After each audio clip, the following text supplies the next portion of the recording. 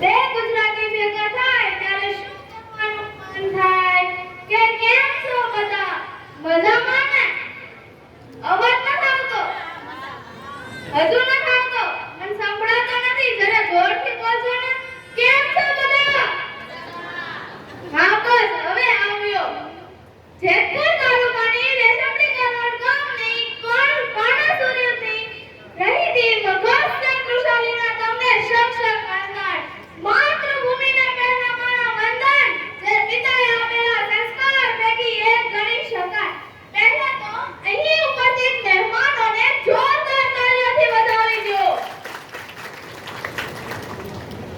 તો હવે હું તમને સ્નેહ મિલન વિશે પહેલા કંઈ કહેવા માંગુ છું સ્નેહ એટલે શું પ્રેમ અને મિલન એટલે મળવું ન જાણતા હોય એને મળવું કે જાણતા હોય એને મળવું ન જાણતા હોય એની તો ઓળખાણ નીકળી જાય જાણતા હોય ને તો જાણતા જ હોય તો ચાલો હવે હું મારી શરૂઆત કરું છું આજે હું તમને પિતા વિશે કંઈ કહેવા માંગુ છું પિતા પિતા જેટલો નાનો શબ્દ છે એટલું જ મોટું મહત્વ છે પિતા જેટલો નાનો શબ્દ છે એટલો જ મોટો સંબંધમાં ગહેરાય છે પિતા વિશે તો કહું એટલું ઓછું છે કે પિતા વિશે તો હું કહું એટલું ઓછું છે પિતા નામ સાંભળતા જ મારા મનમાં બનતી વિચાર પડે છે કે પિતા નામ સાંભળતા જ મારા મનમાં એક બનતી વિચાર પડે છે કે મને મારા પપ્પા કરતા સાંજ વધારે ગમે છે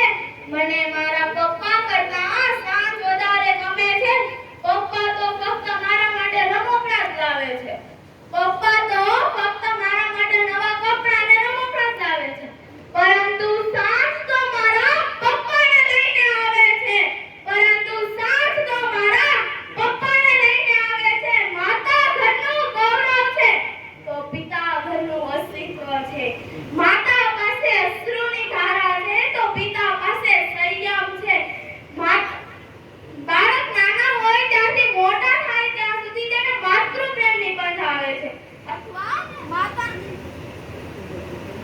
અથવા માતાનો નિબંધ આવે છે પણ ક્યાંય પણ કોઈ પણ સ્કૂલમાં આજ સુધીમાં પિતા પ્રેમ નિબંધ નથી આવ્યો કે પિતા વિશેનો નિબંધ નથી આવ્યો લેખકોએ અને કવિઓએ માતાને જ ઉપમા આપી છે કે પછી માતૃત્વને ઉપમા આપી છે પણ કોઈ પણ કવિએ કોઈ પણ લેખકે હું મારી વાણીથી કહી દઉં છું આજ સુધીમાં પિતાને ઉપમા નથી આપી કે પછી પિતૃત્વને ઉપમા નથી આપી હું માતાનો વિરોધ નથી કરતી પરંતુ પિતાનું મહત્વ કહેવા માંગુ છું હું માતાનો વિરોધ નથી કરતી પરંતુ પિતાનું મહત્વ કહેવા માંગુ છું પિતા એ વ્યક્તિ છે પિતા એ વ્યક્તિ છે જેના ડગલે ને પગલે પડછાયામાં દીકરીઓ રાજ કરે છે જેના ડગલે ને પગલે ને પડછાયામાં દીકરીઓ રાજ કરે છે બાળક નાનો હોય પાપા પગલી કરતા હોય ઠોકર આવતા પડી જવાય ત્યારે તેને મનમાં એક જ વિચાર આવે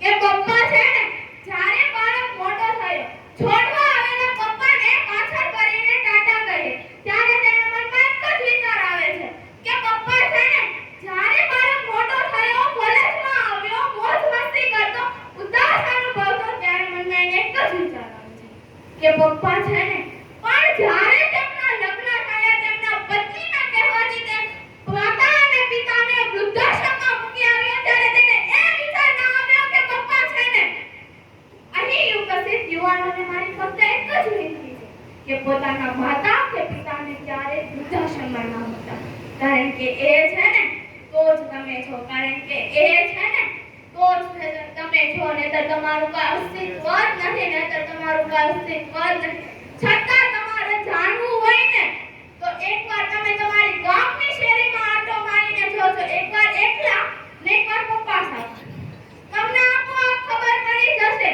કે જ્યારે તમે એકલા આટો મારતા હશો ને ત્યારે તમને લોકો બોલાવવાની વાત તો બહુ દૂર લોકો તમારી સામું પણ નહીં જુએ લોકો તમારી સામું પણ નહીં જોવે માતા ઘરનું માંગલ્ય છે તો પિતા ઘરનું અસ્તિત્વ છે માતા એક દિવસના 3 ટાઈમની જમવાની વ્યવસ્થા કરે તો પિતા આખી જિંદગીની વ્યવસ્થા કરે છે માતા બધાની સામે મોગળા બને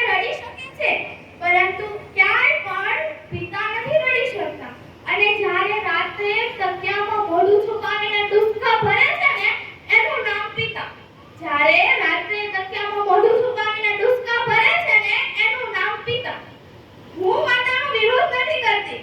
હું માતાનો વિરોધ નથી કરતી, પરંતુ પિતાનું મહત્વ કહેવા માંગુ છું. પરંતુ પિતાનું મહત્વ કહેવા માંગુ છું. જ્યારે તેમને આપણે પ્રેમ નજરે ચડાવવું હોય ને, તો તેમને ઠેક ઠેકાણે સંતાયેલા જોડા જોઈએ. જ્યારે આપણે પ્રેમ નજરે ચડાવવું હોય ને, ત્યારે તેને ઠેક ઠેકાણે સંતાયેલા જોડા જોઈએ. ત્યારે તેનો પ્રેમ આપણને નજરે ચડે છે. ત્યારે તેનો પ્રેમ આપણને નજરે ચડે છે. સૂરજની હાજરી પિતા જેવી હોય છે. સૂરજની હાજરી પિતા જેવી હોય છે. સૂરજ ગરમ જરૂર થાય છે. સૂરજ ગરમ જરૂર થાય છે, પરંતુ તે ના હોય ને તો અંધકાર છવાઈ જાય છે. પરંતુ તે ના હોય ને તો અંધકાર છવાઈ જાય છે. આપણે પિતા વિશે પણ જાણી લીધું, હવે માતા વિશે પણ જાણી લઈએ. 9 મહિના પેટમાં 4 વર્ષ ખોળામાં નાખી જેટલી જે દિલમાં રાખે ને તેનું નામ માં. 9 મહિના પેટમાં 4 વર્ષ ખોળામાં આખી જિંદગી દિલમાં રાખે ને તેનું નામ માં. માં અભણ હોય કે ભણેલી હોય, માં અભણ હોય કે ભણેલી હોય, પણ આપણે જ્યારે જિંદગીમાં હારી જઈએ ને ત્યારે મારા વાલા માં શીખવાડે છે. પણ જ્યારે આપણે જિંદગીમાં હારી જઈએ ને ત્યારે આપણને માં જ શીખવાડે છે કે જિંદગીમાં આગળ કેમ વધવું. કે જિંદગીમાં આગળ કેમ વધવું. એક વાત કહું, એક માં અને દીકરાના વચ્ચેનો સંવાદ છે મારી પાસે. એક માં અને દીકરાના વચ્ચેનો સંવાદ છે મારી પાસે. એક દીકરો હતો, તેને કહ્યું કે મને મારી મમ્મી મારા પાસે ઘણા કામ કરાવે છે. મને મારી મમ્મી મારા પાસે ઘણા કામ કરાવે છે. પરંતુ ત્યારે તેને એ વિચાર ન આવ્યો કે મમ્મી પાસે જેટલો પ્રેમ છે ને એટલો પ્રેમ આપણે ક્યારે ગણી જ નથી શકતા. મમ્મી પાસે જેટલો પ્રેમ છે ને એટલો આપણે ક્યારે જિંદગીમાં ગણી જ નથી શકતા. ત્યારે તેને લિસ્ટ બનાવ્યું 5, 10, 20, 25 એમ કરતા તેને 5 થી 6000 રૂપિયા થયા. પરંતુ જ્યારે એની માએ આ લિસ્ટ જોયું ને ત્યારે તેની માએ આ લિસ્ટ બનાવ્યું. ત્યારે તે ગણવા બેસે ને રૂપિયા, ત્યારે તેના ગણાય જ નહીં. કારણ કે તેના રૂપિયા અશક્ય છે. કારણ કે તેના રૂપિયા અશક્ય છે. માતા પાસે તો હું કહું એટલું ઓછું છે. માતા વિશે તો હું કહું એટલું ઓછું છે. એટલે તો મારી વાણીમાં પણ જોર નથી કે મારા શબ્દોમાં પણ જોર નથી. એક વાત કહી દઉં કે મારી માં જેવું બીજું આ દુનિયામાં કોઈ નથી. કે મારી માં જેવું બીજું આ દુનિયામાં કોઈ નથી. આ 4 લાઈનો મારા પરિવાર માટે, આ 4 લાઈનો મારા પરિવાર માટે. પિતાથી મોટી કોઈ દુનિયા નથી. પિતાથી મોટી કોઈ દુનિયા નથી. માથી મોટી કોઈ જન્નત નથી. માથી મોટી કોઈ જન્નત નથી. અને ભાઈથી મોટું કોઈ સપોર્ટર નથી.